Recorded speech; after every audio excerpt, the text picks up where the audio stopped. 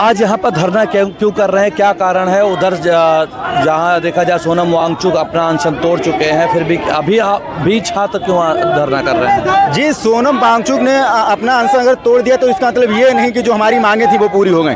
सोनम वांगचुक जी ने इसलिए अनशन अपना तोड़ा है क्योंकि 25 दिन हो गए थे, अब लगभग सरकार जागी है। उससे पहले ना मोदी जी ने कोई रील डाली थी, उससे पहले जो उनके आप भाषण देखते होंगे तो शुरुआत यहाँ से भाइयों एवं बहनों और मित्रों करके शुरुआत थी। पहली बार हेलो फ्रेंड्स करके एक रील डाली है ना, तो इसका मतलब सरकार दबाव में आई। सरकार दबाव जिस दिन 20 तारीख को धरना था उस दिन वो इस कॉन्फिडेंस में थे मोदी जी कि शायद छात्र कुछ नहीं कर पाएंगे, इसीलिए बड़ा मुस्कुराते हुए पहले गए थे। उसके बाद सीधे लाठीचार्ज। नहीं जी, मैं आपकी एक बात का खंडन करूंगा कि वो कॉन्फिडेंस में इसलिए नहीं थे कि छात्र कुछ नहीं करें। उन्हें कॉन्फिडेंस अपने अमित शाह पे था और अपनी बर्बरतापूर्ण जो पुलिस थी, अब पुलिस वाले जो आरएसएस के उन्होंने गुंडे बुलाए थे उन पे उन्हें पूरा यकीन था, क्योंकि उन्होंने लाठी में कीलें लगवाई थी कि जो 18-18 साल के लड़के हैं, एक कील वाली लाठी जिसके पड़ जाएगी वो भाग जाएगा। लेकिन उन्हें ये नहीं पता ये जो छात्र हैं इस समय के, जो जेनजी है, विद्रोही प्रवृत्ति का है। अपने पिताजी अगर गलत कह रहे हैं तो पिताजी की नहीं मानते। आप तो फिर भी पिताजी नहीं है, आप तो किसी के पिताजी नहीं। आप चुनाव लड़े हैं और चोरी करके जीत गए हैं, तो आपको इस्तीफा देना पड़ेगा। और क्योंकि और पहले इन्होंने एक नैरेटिव सेट किया कि इन्हें चाइना से फंडिंग आ रही, पाकिस्तान से फंडिंग आ रही, ये देशद्रोही लोग। बहुत पुराना था, हर धरने पर यही कर लेते थे, लेकिन इस बार चला। हम एक बात और कह रहे हैं, हम अगर देशद्रोही हैं, आतंकवादी हैं, तो फिर ये जिम्मेदारी किसकी है? हम देशद्रोही लोग, आतंकवादी लोग देश के अंदर आए कैसे?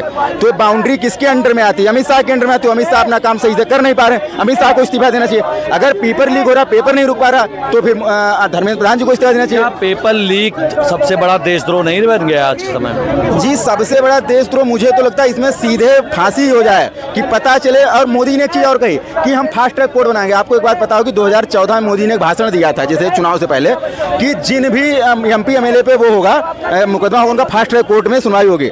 12 साल हो गए, कितनों को फास्ट ट्रैक कोर्ट के माध्यम से सजा हुई है? फास्ट ट्रैक कोर्ट तो आप हर बार बना लेते हैं। मेडिकल परीक्षा जो मध्य प्रदेश की होती है उसमें तो फास्ट ट्रैक कोर्ट बनाया गया था कि नहीं बनाया गया था? बनाया गया, उससे सजा मिली अभी तक। आप तो बंगाल का चुनाव के पहले बहुत सारे चुनावी गुंडे थे जो ममता बनर्जी के पार्टी में थे, और इलेक्शन होते ही इधर आ गए। क्या वो अब गुंडे नहीं है? फास्ट ट्रैक कोर्ट कहाँ गई? जी, वही मैं कह रहा हूँ कि अब हम उनके जो ये सब जुमले हैं इनमें नहीं आने वाले कि हम फास्ट ट्रैक कोर्ट बना देंगे, हम दोषियों को सजा देंगे। हमें बिल्कुल फर्क नहीं पड़ता दोषियों को सजा मिले या नहीं मिले। जो शीर्ष पे बैठा हुआ है जब तक वो नहीं पीटा जाएगा, या वो जब तक उस पीटे जाने का मतलब ये नहीं कि उसे निकाल के पीटना, पीटे जाने का मतलब उसे पद से पीटा जाना है, उसे पद से पदमुक्त करना है। जब तक इन लोगों पे पदमुक्त नहीं किया जाए, जब तक इन लोगों को नहीं हटाया जाएगा, तब तक संभव नहीं है। क्योंकि छोटे वाले की औकात है। पिछली बार एक पुलिस के पेपर में किसे दोषी बनाया था आपको पता है?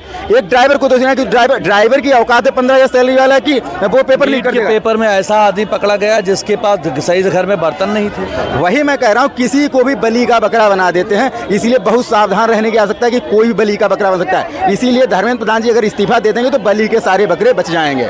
इसीलिए जो मैन आदमी उसे पकड़ो। और हम यही चाहते हैं, धर्मेंद्र प्रधान जी को इस्तीफा देना पड़ेगा। अगर नहीं देंगे तो ये पूरे राज्यों की राजधानी में आंदोलन फैल चुका है, और मोदी जी और अमित शाह, पूरी बीजेपी पूरे डर के माहौल में। थोड़े दिन में देखना आईटी सेल इतना ज़्यादा इनका एक्टिव है कि क्या क्या नहीं करवाया। अभी एक नई बहस इन्होंने शुरू करवा दी रिजर्वेशन पे। अरे रिजर्वेशन पे बहस है वो बाद में होगी, पहले जो यूजीसी और रिजर्वेशन इसीलिए लाए जिससे छात्र बढ़ जाए। जी, वही मैं कहना चाह रहा हूँ कि हम अब लोग एक मुद्दे पे एक हुए कि शिक्षा के मुद्दे पे एक हुए। जो रिजर्वेशन की बात है वो बाद में कर लेंगे। पहले जो बात है कि पेपर लीक हुआ क्यों? पेपर तो जनरल वालों का लीक हुआ, एससी वालों का लीक हुआ। मरने वाला जो छात्र था उसने ये तो नहीं देखा मैं एससी का हूँ। सब मरे हैं ना। किसी के बाप ने ये सोच के तो नहीं किया होगा मेरा लड़का एससी का है या मेरा लड़का जनरल का है। जो मरे हैं उनको तो यमराज भी लेके गए, तो उन्होंने ये तो नहीं देखा कि एससी वाला तो जल्दी प्राण खींच लेते हैं, जनरल वाला थोड़ा देर कर देते हैं। ऐसा तो कुछ नहीं हुआ। आमिर खान की मूवी ठप्पा नहीं लगा है। देखिए, इस तरह से छात्रों पर कोई ठप्पा नहीं लगा है। छात्र जो हैं वो किसी जाति के नहीं है, किसी धर्म के नहीं है, वो छात्र हैं। छात्रों को उनका हक मिलना चाहिए।